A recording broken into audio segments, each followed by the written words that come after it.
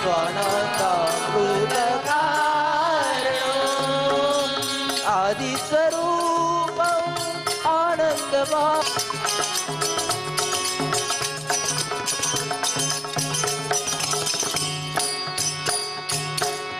निराकारितु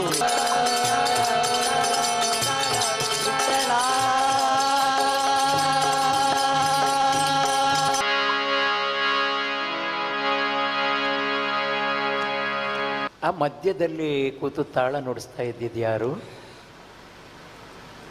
ಏನು ಹೆಸರು?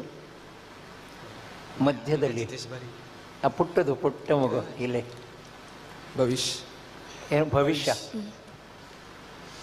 ಭವಿಷ್. ಹಾಂ, ಎಷ್ಟು ಚೆನ್ನಾಗಿ ನಡೆಸ್ತೀಯ ಪುಟ್ಟ ನೀನು, ಎಷ್ಟು ಚೆನ್ನಾಗಿ, ಎಷ್ಟು ಖುಷಿ ಆಯ್ತು ಅಂದ್ರೆ ನನಗೆ.